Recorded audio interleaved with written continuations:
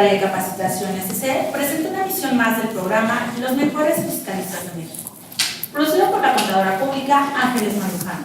El tema en esta ocasión, puntos relevantes de los estímulos fiscales de deducción inmediata de bienes nuevos de activo fijo, con la participación especial del doctor Luis Javier Hernández Jiménez, quien es doctor en Ciencias de lo Fiscal por el Instituto de Especialización para Ejecutivos SC, maestro en Impuestos por el Instituto de Especialización para Ejecutivos SC, maestro en Derecho Norteamericano por el Instituto de Investigaciones Jurídicas de la UNAM, maestro en Derecho Procesal Constitucional por la Barra Mexicana de Abogados.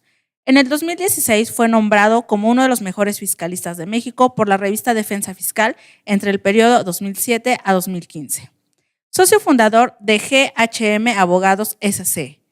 Dentro de sus publicaciones se encuentran El Secreto Profesional en la Ley Federal para la Prevención e Identificación de Operaciones con Recursos de Procedencia Ilícita, La Economía Tributaria Globalizada y su Tendencia Tributaria en México, Nociones. Catedrático de posgrado en el Instituto de Especialización para Ejecutivos SC, en la Universidad Autónoma de Durango, en la Universidad Panamericana, entre otras. Expositor en las áreas de capacitación continua del Instituto Tecnológico Autónomo de México, del Instituto de Especialización para Ejecutivos SC, de la revista Defensa Fiscal, del Instituto Fiscal Empresarial SC, entre otros. En la conducción contaremos con la participación del maestro Francisco Cárdenas Guerrero. ¿Qué tal, amigos? Muy buenas tardes. Bienvenidos a un programa más de los mejores fiscalistas de México. Bueno, como ya nos anunciaron, nos acompaña hoy el doctor Luis Javier Hernández. Luis Javier, bienvenido. Muchas gracias, Francisco. Gracias por aceptar la invitación. Al contrario, sabemos todo un que eres honor. una persona muy ocupada, pero gracias por tu espacio. Al contrario, todo un honor para mí estar con ustedes y compartir un poco de las inquietudes que surgen del cotidiano en la materia fiscal. Entonces, aquí para tratar de abonar a todos ustedes en el conocimiento. Y seguro así será. Gracias. Gracias, sí. El tema que nos ocupa hoy, amigos, son puntos relevantes de estímulos fiscales, de deducción inmediata de inversiones. Bueno, aquí tenemos un punto que vamos a tratar hoy y que para ello buscamos al experto en la materia. Luis Javier, ¿qué te parece si vamos poco a poquito con este tema? Despacio, para que sí. nos vayas ilustrando. Creo que todos hemos escuchado hablar de la deducción inmediata, Sí. pero creo que hay que ahondar un poquito más en ciertos puntos que a veces son o tienen controversia entre los contribuyentes y el fisco. Yo quisiera empezar con un poquito los antecedentes de esta deducción inmediata, Luis. Yo creo que el contexto general de este proceso de este decreto de beneficios fiscales se basa en el interés del Ejecutivo de activar la economía a nivel nacional. Como tú sabes, a partir de la reforma de 2014, se suscitó, se veía venir ya muy frontalmente el problema de la crisis, digamos, por la reforma energética, el problema de la crisis de los ingresos derivados precisamente del petróleo y la necesidad fundamental del Estado de resolver estos boquetes financieros a nivel macroeconomía y a nivel de política fiscal. Producto de ello, fundamentalmente surge los procesos de beneficio. Este es uno de los importantes, promover la inversión a través de deducciones, generando para las mismas el beneficio de una deducción inmediata. Y en el caso, por ejemplo, de repatriación de capitales, que es otro de los temas también muy importantes que se da, digamos, traer el capital y el recurso que pudiera generar la reactivación de la economía. Obviamente todo el antecedente tiene que ver también con la crisis del tipo cambiario, con todo, digamos, un contexto macroeconómico que era complicado y que, como tú sabes, últimas fechas se va sorteando de manera con muy buenas expectativas, ¿no? Entonces, ese es el antecedente básico del decreto. ¿Qué es lo que hace el Ejecutivo? En este caso concreto dice, bueno, vamos a dar continuidad a las reglas transitorias en materia de impuesto sobre la renta, los beneficios en materia de impuesto sobre la renta, que preveían ya digamos, este esquema de promover la deducción inmediata en inversiones de cierto tipo de bienes. Y entonces lo que hace es prorrogar o postergar este beneficio y el 18 de enero de 2017 de este año se publica básicamente como una réplica de lo que ya se venía trabajando desde disposiciones transitorias de ley del impuesto sobre la renta. Es lo que tenemos. Muy bien. Esto entonces tiene su origen inmediato en en la ley de impuesto a la renta, en nuestra nueva ley de impuesto a la renta de 2014. Sí, es correcto, sí. Y iba a terminar, si mal no recuerdo, en 2-3 años, ¿no? Es correcto. Nada más. Así es. Con este decreto se prorroga.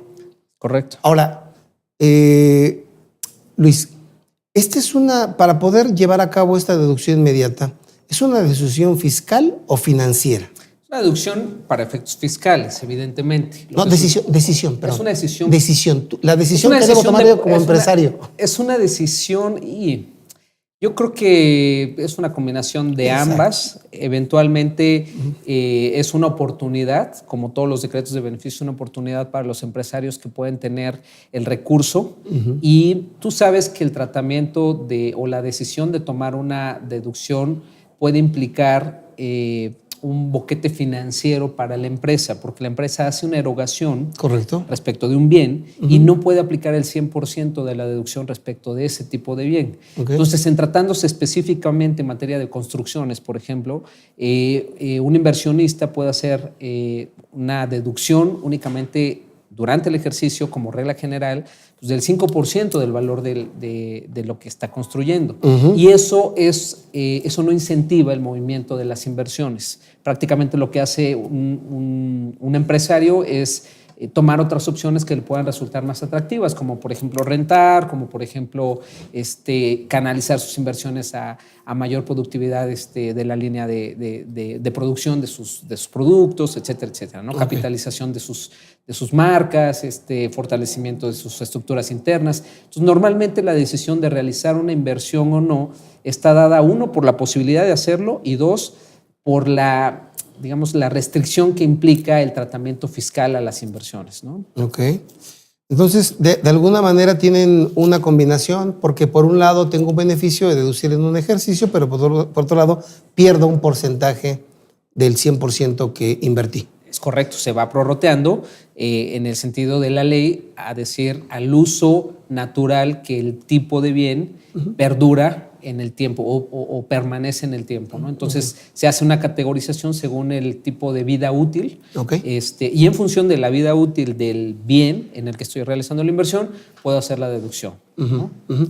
O sea, esos serían los puntos que el empresario tendrá que tomar en consideración. Como regla el tener la posibilidad de invertir, sí. Uno, y dos, el entender que en principio no podemos deducir el 100% de esa inversión, sino es un porcentaje, de acuerdo al tipo de inversión de que se trate. Es correcto. Ok. Vamos a poner, ya tenemos la inversión, que aquí me cabría otra pregunta. Sí voy a invertir, pero a crédito.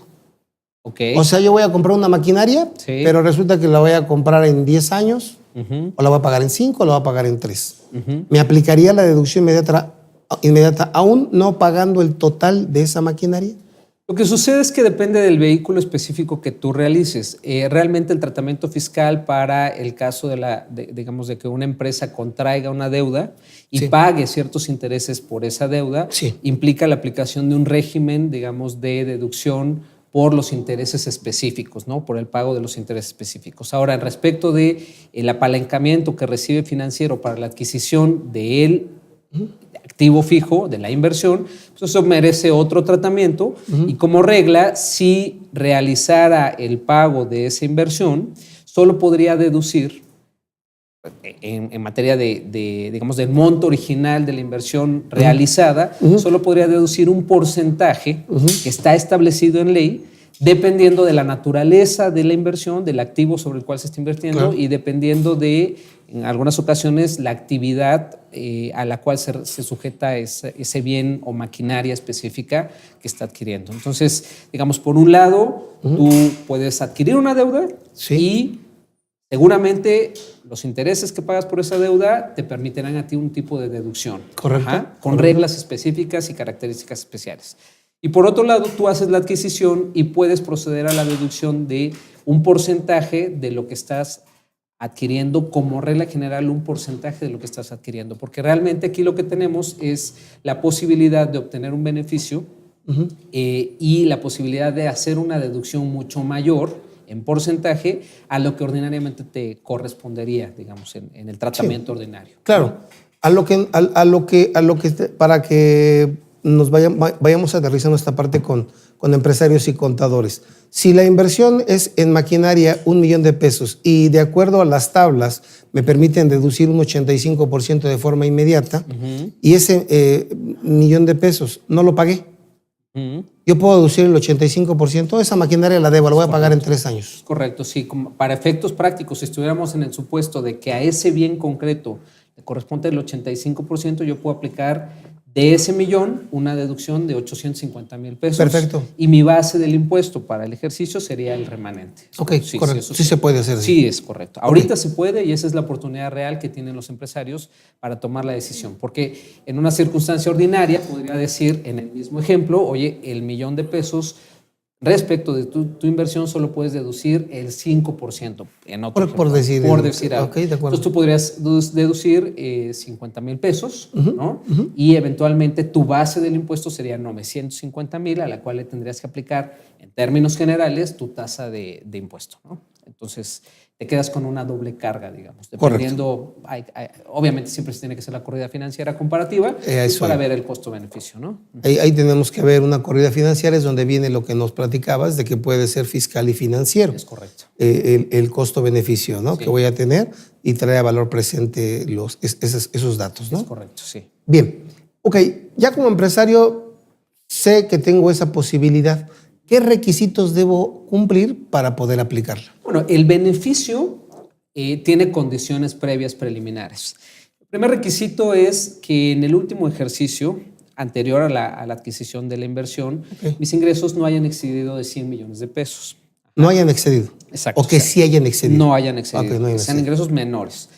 La segunda es que yo sea un contribuyente que tributa como persona moral en el título segundo de la Ley del Impuesto sobre la Renta, que es el régimen general de las personas morales. Ok, correcto. O que siendo persona física yo tribute como persona física con actividad empresarial. Estamos hablando del título cuarto, capítulo primero, sección primera, que en ambos casos ese tope no se exceda. Ok. Y adicionalmente hay un requisito que es en el que hoy nos vamos a enfocar, que es un requisito, digamos, implícito y explícito, pero que tiene sus variables, digamos, que tenemos que analizar con calma, que es realizar la inversión sobre bienes nuevos de activo fijo. Entonces, obviamente tendríamos que ir a la definición de qué cosa es nuevo, un activo, ¿no? Y qué cosa es un nuevo.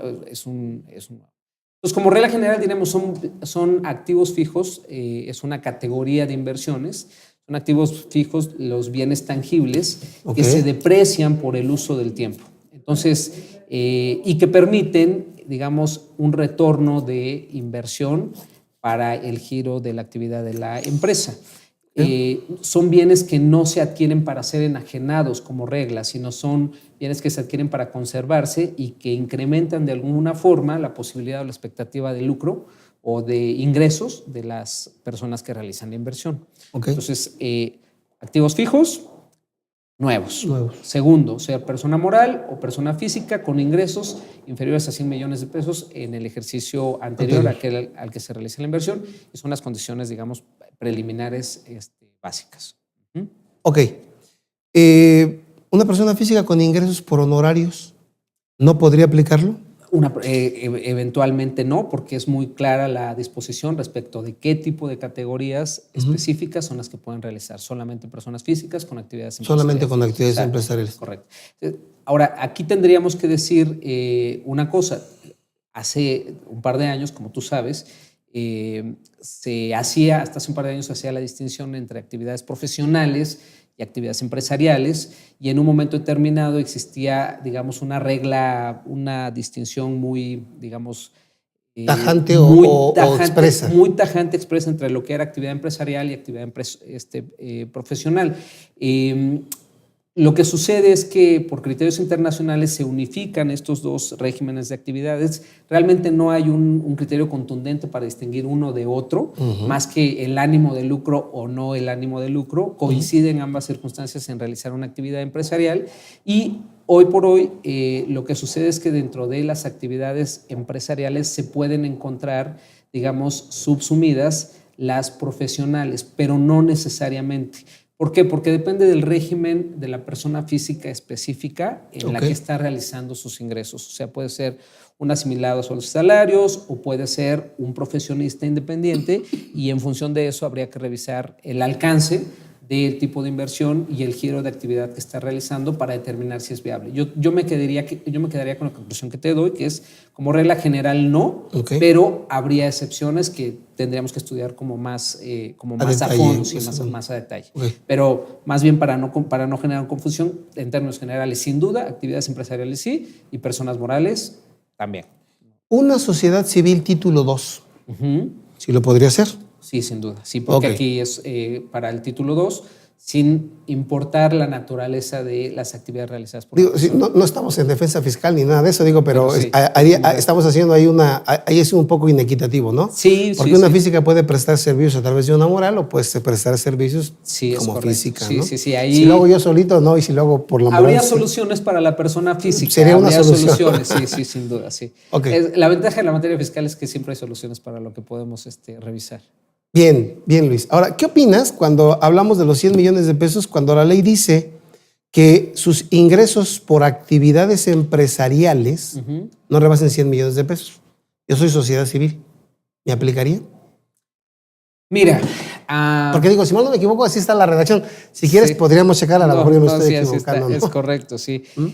Sí, incluso cuando se entra al cuerpo del decreto y se analiza, digamos, el tipo de bienes sobre los que puede recaer, de nueva cuenta se categoriza según tipo de actividades, no solo, es decir, dentro del universo de empresariales, encontramos subuniversos como el de, vamos a decir, agrícolas, telecomunicaciones y entonces tratamientos diferenciados. Muy específicos ya. Sí, tratamientos diferenciados. Y la ley o el propio decreto hace una solución para hacer una proporción en función del tipo de la cualidad o cantidad de actividades que realizas. Yo te diría que como la regla general es personas morales que tributan en el título segundo, me parece que tendríamos que quedarnos con esa disposición y no sería necesario distinguir, digamos, entre si son profesionales o empresariales, porque al final el beneficio está dado y la intención del Ejecutivo es enfocarse en 3 puntos importantes. 1, empleos.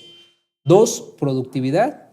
3, generar las acciones para que las empresas se integren como proveedores en un proceso productivo. Es decir, ¿cuál es la línea o la teleología de esta norma? Pues, o de las normas que están involucradas en este decreto de beneficio. Empleos, productividad e integrar a las empresas en el canal productivo como proveedores. Entonces, en un momento determinado, si es una civil con actividades económicas o una empresarial con actividades económicas, pero de lucro, pues al final del día me parece que por la intención del Ejecutivo, esa distinción se pierde, como en el caso en el que yo también te voy a adelantar un poco al que quiero caer, que es cómo vamos a dar el tratamiento a las construcciones o cómo vamos a dar el tratamiento a las construcciones específicas que no son activos nuevos.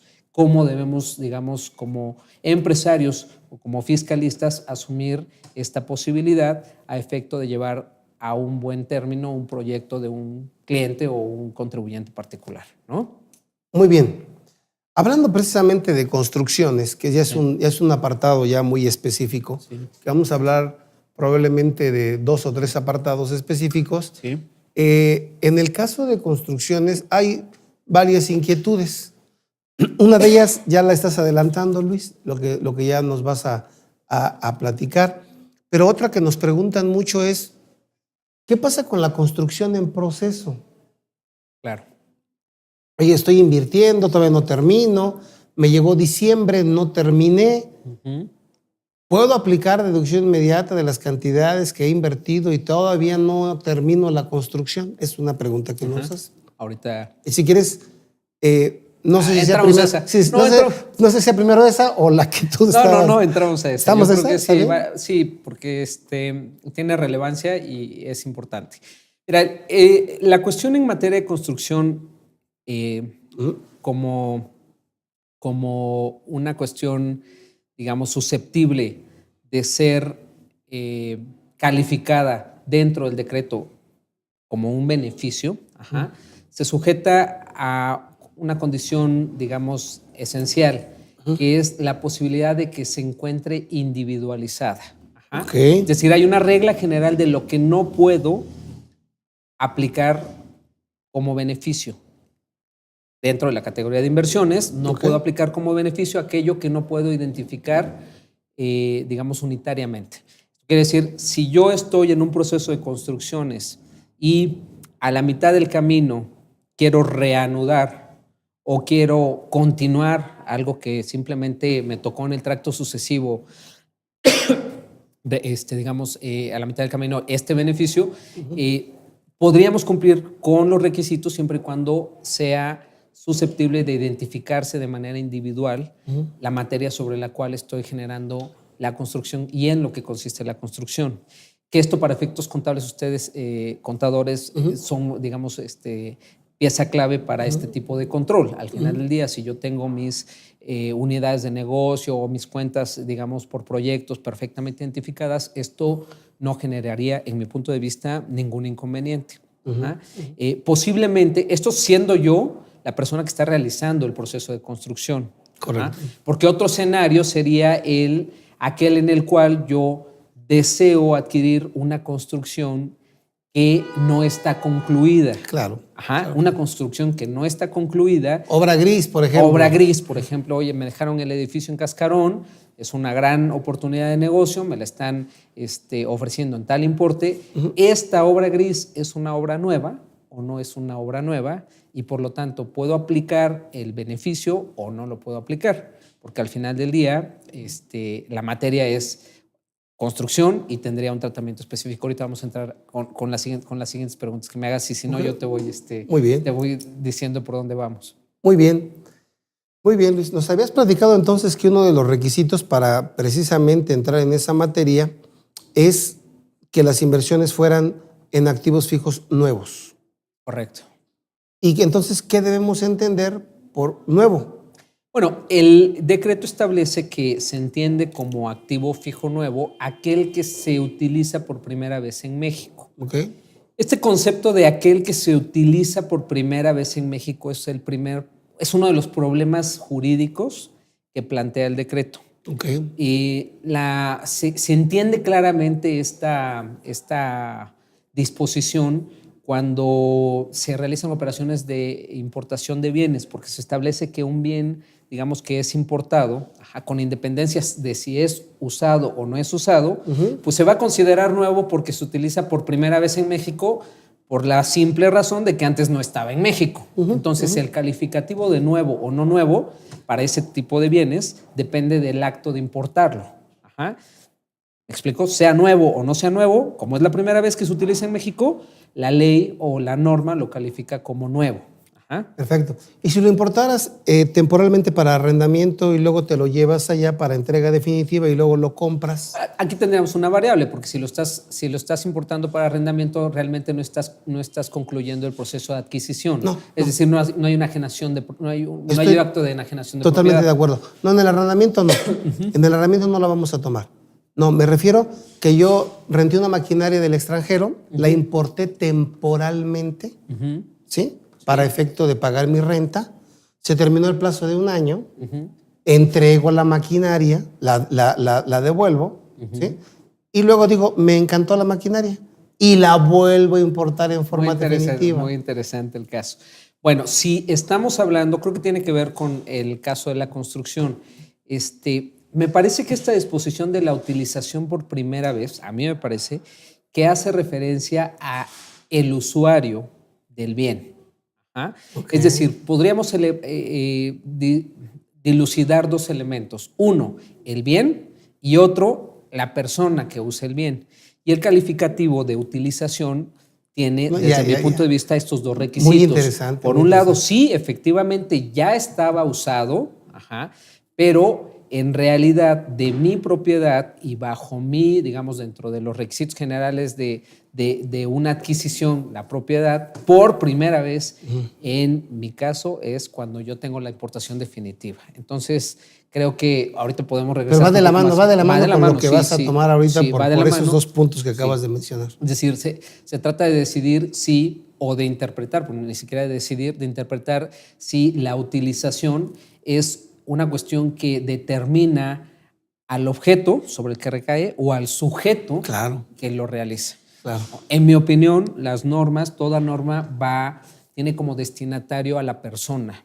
Es decir, el sistema jurídico se basa en la interacción, actividades, actos y correlaciones entre sujetos. Correcto. Entonces, siempre el destinatario de una norma es un sujeto. Por esa razón, si nosotros hablamos de que sea o no sea utilizado un bien, eso podría no ser relevante porque lo relevante es que sea utilizado por el sujeto o por el contribuyente. Claro. Es un poco lo que vamos a regresar ahorita con el ejemplo de las construcciones para ver en qué podemos concluir. No, muy bien, precisamente ya sería eso, Luis, preguntarte eso. ¿Tú le ves ahí en ese punto, en materia de construcciones, alguna interpretación en particular a esta connotación de bienes nuevos? Fíjate que sí. Me parece que es una pregunta o una cuestión interesante por la siguiente cuestión.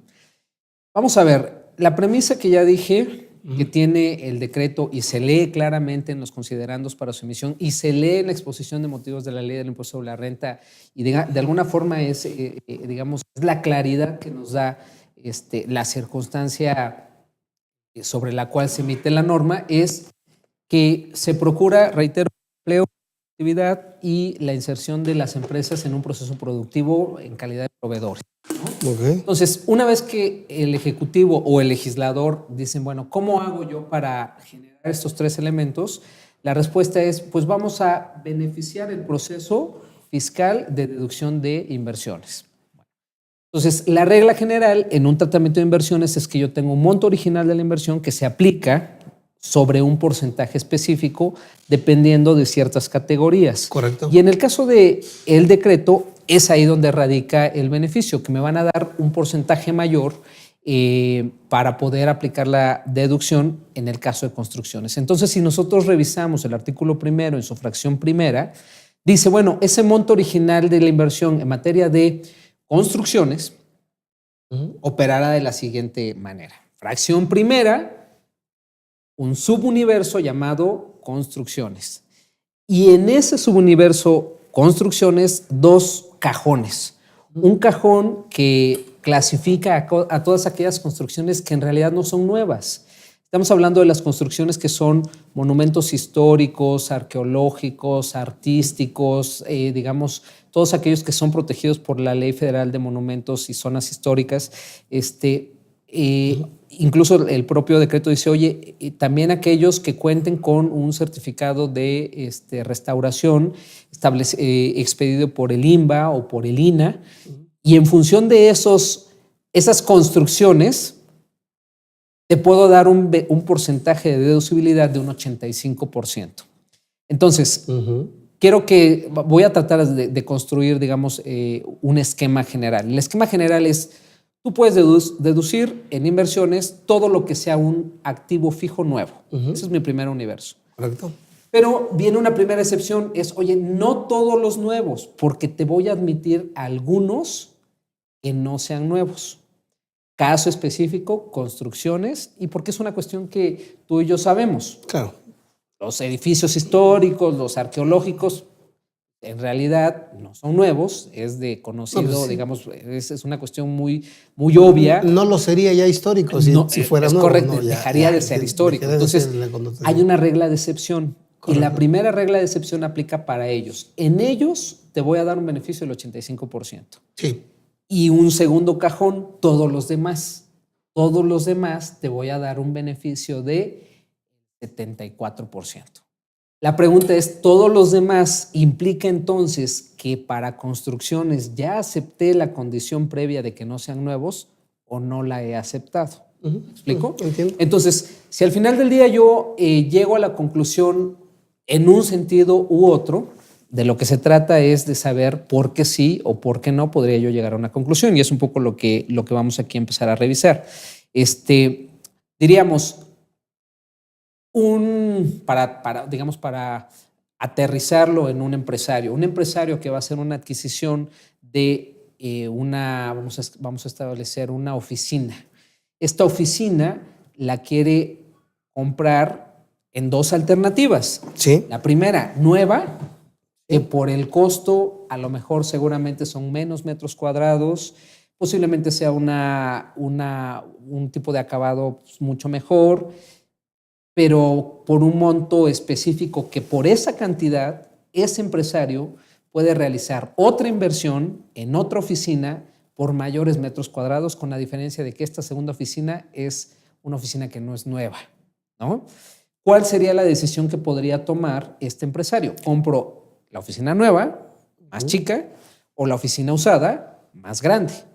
Desde luego el empresario va a decir, pues a mí, una decisión, digamos, vamos a poner la primera condición, hace rato me haces una pregunta importante, es una decisión financiera y es una decisión empresarial.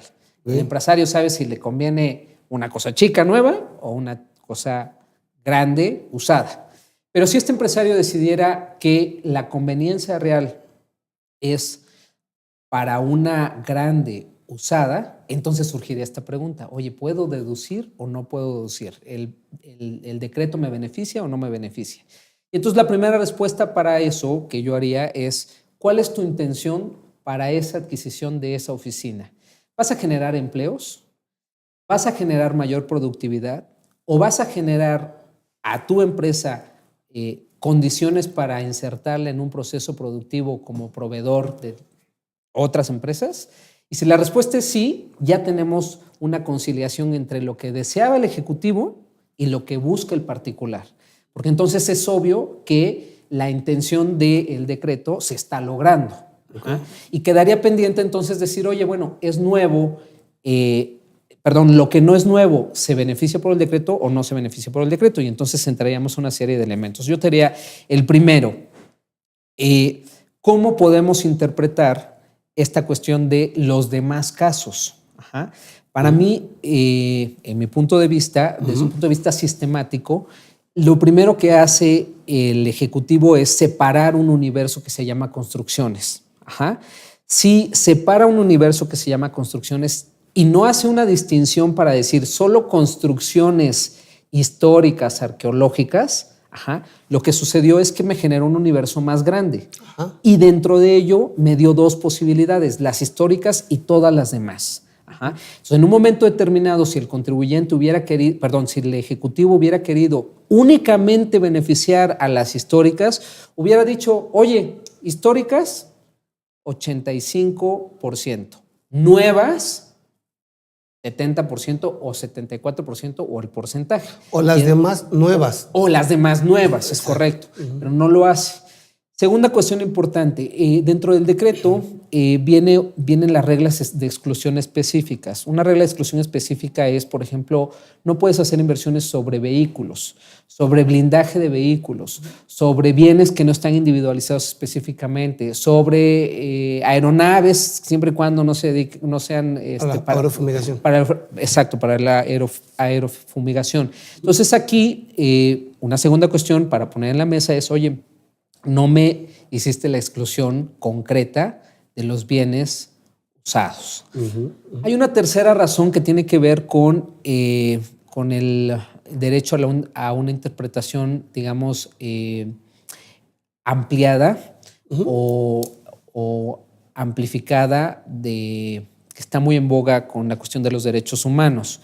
En la cuestión de los derechos humanos, lo que se pretende es generar una protección mayor al contribuyente y equitativa al contribuyente. Si nosotros hacemos una interpretación ampliada, diríamos, es obvio que se está considerando tanto a la construcción nueva como a la construcción usada o no nueva.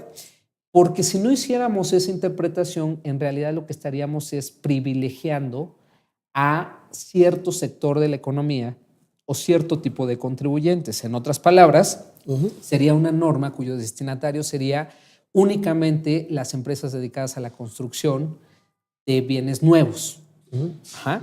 Y por lo tanto, el resto del universo que tienen una oficina que quieren vender, pues no estaría siendo beneficiada, lo que de fondo generaría un problema de equidad o de tratamiento distintivo entre los contribuyentes, digamos, que están en el área de construcción y los contribuyentes que tienen un bien para enajenar, digamos, en general. Entonces, esto contraindica el sentido ordinario del decreto, que es activar economía, generar productividad, etcétera, etcétera. Es una tercera razón. Y la cuarta razón tiene que ver con lo que platicábamos hace rato. Si son bienes nuevos que por primera vez se utilizan en México, la cuestión, en el caso de las construcciones, generaría una serie de problemas, porque las construcciones, digamos, directa o implícitamente, directa o indirecta, explícita o implícitamente, se utilizan antes de ser enajenadas. Esto quiere decir, si nunca fuera utilizado, significaría que esa edificación sería como este vaso de vidrio, lo pongo, nadie lo ha usado. Pero el problema es que yo necesito generar una serie de actividades, pruebas, ingresos, egresos para que esto pueda ser utilizado. Tan es así que si no, no puedo liberarlo para venta. Es decir, una construcción que no ha sido probada y que no ha sido utilizada, pues no podría enajenarse. En este sentido, todas las construcciones tendrían un grado mayor o menor de utilización. Y posiblemente tú me dirías, oye, bueno, pero al final del día el que la va a estrenar, pues es el contribuyente. Yo diría, sí, efectivamente, el contribuyente que la va a estrenar es el que lo va a tomar como nuevo. La circunstancia es cuál es el acto de autoridad concreta o cuál es el documento probatorio concreto que me determina que esto es nuevo o no es nuevo, y con independencia que sabemos que puede haberlo, en dónde dice el decreto que esta construcción es nueva a partir de este momento o no es nueva a partir de este momento. En este sentido, si tú pones el ejemplo en el que estábamos especulando del empresario que está por optar entre una oficina pequeña o una oficina grande pero usada, la oficina, y vamos a poner el ejemplo para materializarlo, va a comprar las dos. En un caso va a tener un título de adquisición y ese título de adquisición va a ser muy claro respecto de una oficina ubicada en tales lugares con tales características, ¿no? Ese título de propiedad va a ser exactamente, va a ser paralelo o semejante al que va a adquirir respecto de la oficina utilizada. Va a ser un título de propiedad que le acredita como el propietario de esa oficina usada. ¿Qué es lo que determina que eso esté usado y eso sea nuevo? ¿Qué es lo que materialmente puede probar para efectos de obtener el beneficio la diferencia entre uno y otro, ¿no? Déjame especular algo. Cuando esas personas enajenen, vamos a pensar en un caso, fueran personas morales o físicas empresarias, en estricto sentido tendrían que expedirte un comprobante del producto que te están vendiendo. Correcto. Si el comprobante en su caso dijera construcción nueva, en un caso, y en el otro, construcción usada, sería un elemento de prueba. Digo, déjame pensar desde esa perspectiva. Porque también es cierto que existen permisos en los cuales demuestras que la construcción se terminó en tal fecha y que en esa fecha fue adquirida y que por lo general lo que vemos en la práctica es cuando compras algo nuevo hay una parte muestra, pero no es el lugar en donde tú vas a estar. Porque en el lugar en el que tú vas a estar realmente no hay forma de comprobar que lo habitó alguien o no, como tú bien dices. Pero sí hay forma de comprobar cuándo se terminó la obra. Pero, y vamos, te voy a poner otro ejemplo que a propósito de lo que me preguntabas hace rato. Imagínate que tú eres el constructor. Correcto. Y tú dices, pues esta oficina la he edificado para venderla como nueva. De repente llega un cliente y te dice, oye, yo te la rento 1 año. Y tú decides rentarla. Correcto. Y luego llega esta persona empresario y te dice, oye, quiero esa oficina, y tú le dices, es que me la desocupan en 1 mes. Ya me la rentaron 1 año, pero ya me la desocupan, te la puedo vender. Surge de nuevo la pregunta, ¿es nueva o no es nueva? La inversión, la construcción, en mi opinión, no. La construcción, en tu opinión, no. Entonces, regreso al tema del argumento que te planteaba hace rato. ¿Qué es lo que califica dentro de los requisitos del decreto, digamos formalmente, que algo sea nuevo o no. Tú me pones un ejemplo, oye, pues el comprobante fiscal. Si el comprobante fiscal dice que es nuevo o no es nuevo, ese es un elemento que te va a caer. No digo que sea el único, ¿no? Pero claro, es un elemento. Claro, pero entonces diría, oye, pues tú me estás poniendo, digamos, sobre la mesa una solución que el decreto no da. ¿Ah? La segunda solución, oye, el aviso de terminación de obra, ¿no? Ok, ¿cuánto tiempo después del aviso de terminación de obra lo voy a considerar nuevo o no nuevo? Porque ya lo renté 12 meses, ¿no? Ok. El decreto tampoco lo dice. Ok. Entonces, un poco a lo que quiero hacer, digamos, a donde quiero llevar con esta reflexión es que efectivamente sí podemos hacer la distinción entre nuevo o no nuevo.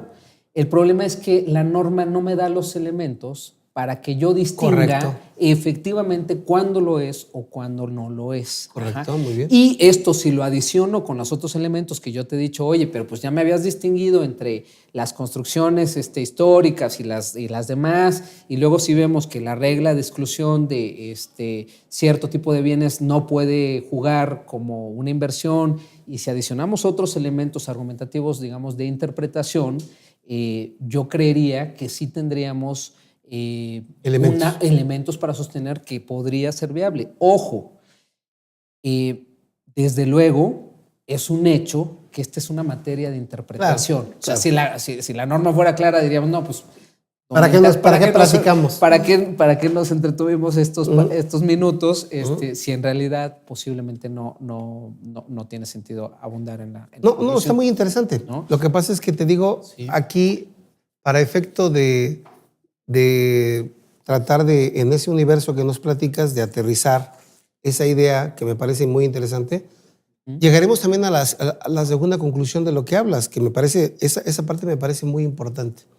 Cuando menciona el decreto, el que se utiliza por primera vez en México, la interpretación entonces sería que si hablamos desde el punto de vista del sujeto, todas serían utilizadas por primera vez en México por ese sujeto.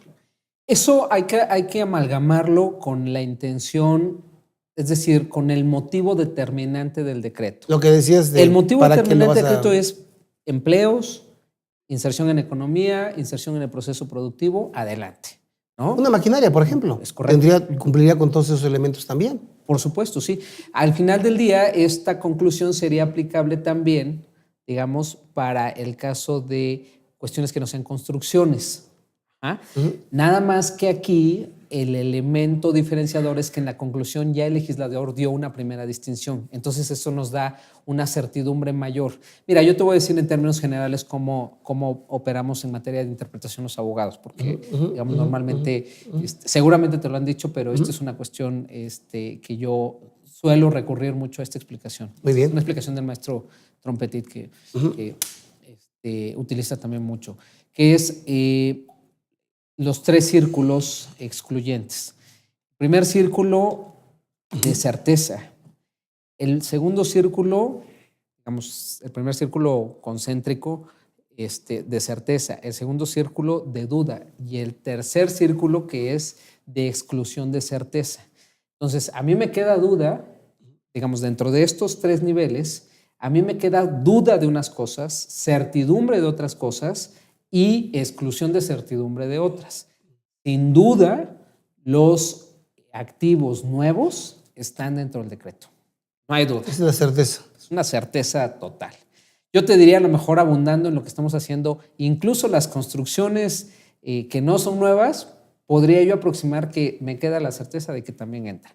En donde me quedaría la duda... Es en las demás. Es, exacto. Oye, pero el caso de la maquinaria... el caso de el cableado, bueno, son cosas en donde ya el legislador no me dio, digamos, otros elementos de apoyo para incorporarlos o no incorporarlos. También hay que ser muy claros en otra cuestión. El decreto de beneficios, como todos los decretos de beneficios, al pasarse por un velo de interpretación constitucional, ameritan determinar si la cuestión en duda es susceptible de constitucionalidad, de control de constitucionalidad, o no es susceptible de control de constitucionalidad. Claro. O sea, si le puedo yo aplicar a esto un principio de proporcionalidad o de equidad o de legalidad. Ajá. Ese primer elemento, digamos, es una cuestión que habría que analizar, digamos, en una segunda plática. Preliminarmente yo te diría, hace rato te hacía una distinción, si distinguiera el decreto entre los nuevos y los no nuevos, estaría prácticamente rezagando a un sector muy claro de personas que no tendrían el beneficio sin que existiera una razón suficiente para que no lo tengan. Okay. En el fondo habría un problema de proporcionalidad o un problema de equidad. Correcto. Sin embargo, también tengo que decirte que eventualmente podría la Corte decir, ¿sabes qué? Esto es un tema que no es susceptible de control constitucional porque los beneficios fiscales no son susceptibles del análisis en el velo de, digamos, de justicia tributaria, ¿no? Pero esa es una cuestión que obviamente merece otra plática, otro análisis. A mí me parece que de manera preliminar estas son las cuestiones que podríamos, digamos, poner sobre la mesa y obviamente habría que analizar otra serie de elementos que también el decreto tiene ahí, ¿cómo se llama? Volando, ¿no? Te voy a poner un ejemplo rápido. La primera parte del decreto establece el tipo de bienes sobre los cuales recae la inversión, okay. La primera fracción. La segunda fracción establece maquinaria y bienes relacionados con las siguientes actividades. Entonces, en la segunda fracción se establece más bien una categoría en función de las actividades okay. y no del tipo de bienes. Por ejemplo, dentro de esta segunda fracción aparece un inciso muy específico que dice, en el ramo de la construcción, palabras más, palabras menos, en el ramo de la construcción para el sector agrícola, silvícola, digamos, todo lo que no sean actividades empresariales, ¿no? Uh-huh. En ese caso te doy un beneficio. Y nuevamente al final nos dice el decreto, y en todos los demás casos te doy un beneficio genérico. Entonces, la mecánica del legislador de ir cubriendo todos los supuestos hipotéticos siempre se hace con esta regla que decimos los abogados, que es del cajón del sastre. O sea, primero preveo los casos concretos a los cuales sí quiero darles un tipo de beneficio y luego el cajón del sastre en donde yo, digamos, englobo todo lo demás. Para el caso de la maquinaria y el equipo, nuevamente tenemos esta problemática donde aparentemente hay una exclusión de cierto tipo de maquinarias y equipos, como el caso de las maquinarias y equipos del sector de la construcción, pero empresarial, y en ese caso nuevamente se soluciona a través de en todos los demás casos. Entonces, vale la pena siempre hacer un análisis, digamos, específico de lo que busca el empresario, lo que es asequible para efectos de tomar un beneficio y eventualmente una conclusión que sea razonable para tomar la decisión de comprar o no y de realizar o no la inversión en estos términos. Muy bien. Ahora, esta parte me parece muy interesante, la forma en que lo plasmas, pero partiendo de lo que también comentaste de los principios de este velo de constitucional o de control de constitucionalidad, de equidad, yo con mi maquinaria, que suponiendo no entrara por las razones que acabamos de platicar, ¿no me tratarías diferente a ti que te dedicas a la construcción? Sí, pero digamos, ahí hay una razón... ¿Extrafiscal? Hay una razón extrafiscal, hay una razón que justifica el trato diferenciado. Por un lado, una cosa es la construcción y otra cosa es la maquinaria que utilizas para realizar la construcción. Tú como empresario puedes decir, oye, yo ya tengo el ejemplo que ponías hace rato, yo voy a comprar una obra negra, ya está hecha. Ajá. Esta obra negra, pues le tengo que dar la obra gris y la obra blanca que le llaman, ¿no? Eventualmente para eso ocupo maquinaria. La maquinaria que yo ocupe para esa construcción, si yo la deseo adquirir para mí, es un activo y es una inversión. Esa maquinaria tiene un tratamiento distinto de la construcción misma.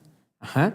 Y entonces no habría, digamos, una razón clara para considerar que es un trato inequitativo porque es muy diferente una construcción de una maquinaria utilizada para la realización de la construcción, en donde sí habría una distinción que habría que analizar, pero también es, digamos, en mi punto de vista justificada, es en la regla del porcentaje que le doy a la maquinaria para el sector agrícola, ganadero, silvícola, en donde yo estoy consultando el dato, en donde yo propongo, bueno, más bien en donde el Ejecutivo propone un porcentaje del 93% de la deducción y para el resto de los casos del 85%. Entonces aquí diría, oye, ¿por qué si yo voy a adquirir maquinaria para la construcción en el sector agrícola, porque yo tengo el 93% de posibilidad de deducción sobre el monto original de la inversión, y si yo estoy en el sector comercial de la construcción, solamente el 85%? Posiblemente ahí sí habría como un trato diferenciado y yo te diría, mira, es que el sector primario siempre históricamente se ha considerado como un área de, digamos, de política fiscal de mayor protección y que se justifica un poco por la naturaleza. Es decir, al Ejecutivo le interesa más promover la inversión en este sector que en el empresarial, ¿no? Correcto. Que es un contrasentido, sí, que podría defenderse, sí, pero digamos es otra línea también que habría que revisar. Claro. Claro. Yo me refería a la maquinaria no para construir, sino desde el punto de vista de los 3 ejes que tienen los considerandos del decreto. Ok. O sea, nos platicabas tú que tenemos que tener cuidado con eso para poder tener un argumento. Sí. Yo desde ese punto de vista lo veía. De decir, a ver, una maquinaria, olvídate de la construcción, ¿no? Una maquinaria que me va a permitir crear 100 fuentes de empleo. Que me va a permitir producir y generar movimiento en el mercado, en la economía. Sí. ¿Por qué yo no? Si la compro usada y me costó 40 millones de pesos y nueva me costaba 100 millones. Ajá. ¿Y por qué yo no y tú que construyes sí? Claro. Mira. No estamos en el punto. No, para dejarlo como tú dices en la línea, ¿no? Estoy de acuerdo contigo. Sí, estoy de acuerdo contigo. Hay que analizar cada caso y al final, por supuesto que podría ser sostenible. Mira, cuando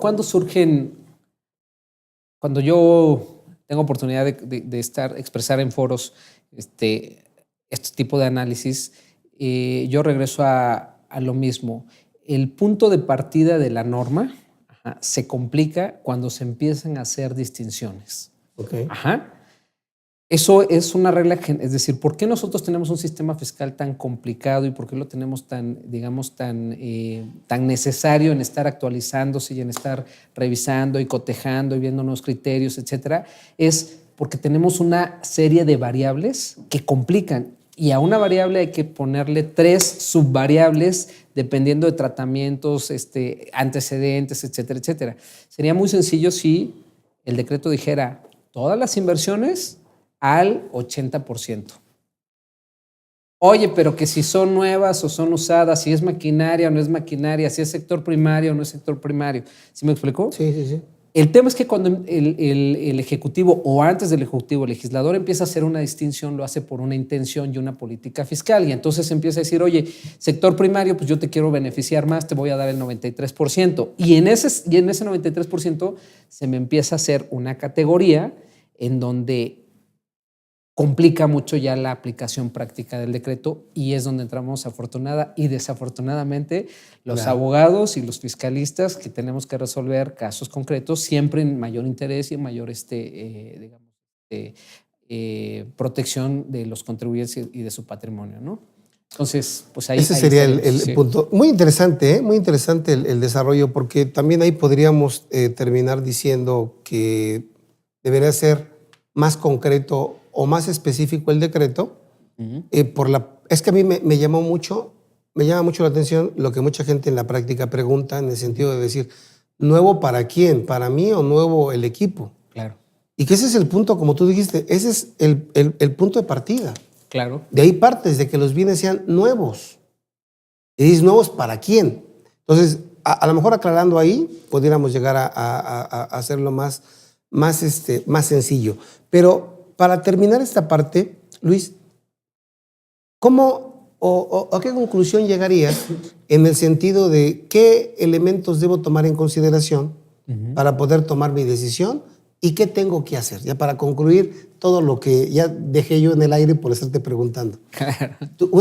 Algo ya tuyo concreto sin que yo te interrumpa. ¿Qué pasó con esto o qué pasó con aquello? Mira, yo creo que si el empresario o el asesor del empresario tiene dentro de su ámbito de decisiones el optar por un activo nuevo, indubitablemente nuevo, siempre va a ser la mejor opción. ¿Ah? En el ejemplo de oficina chica con mismo valor de oficina grande, si al empresario le sirve y le funciona la oficina chica, es un tema que no hay mayor cuestión que discutir, ¿no? Es correcto. Oye, pero si eventualmente, hablando de construcciones, yo estuviera interesado en una construcción, digamos, usada, a mí me parece que un primer camino siempre va a ser hacer una consulta, con la problemática que la consulta pudiera implicar, una consulta a la autoridad. ¿Por qué problemática? Porque estamos hablando de tiempos cortos, estamos hablando de criterios en donde se me va la oficina si no la compro. ¿Me explico? Es un poco de mercado, un poco de ofrecer, de tener los elementos. Exacto. Y la segunda cuestión es qué puedo yo, digamos, anteponer para efecto de, o cómo puedo yo complementar mi decisión para efecto de canalizarla como una cuestión como nueva. ¿Me explico? ¿Cómo lo puedo vestirlo? ¿Cómo lo puedo forma? Exacto. Yo te diría que los argumentos ya los expusimos. Al final del día ya quedaron a lo largo de esta sesión sobre la mesa. Cada quien tendrá que asumirlas como propias o no, o incluso encontrar el contraargumento y decir, no, pues aunque tú estás proponiendo esto, este es el otro camino real. Eso sería, digamos, una réplica a lo que yo estoy manifestando. Pero ¿cómo yo puedo entonces documentar lo que te decía yo? ¿Cómo puedo documentar que esto es nuevo o no para mí?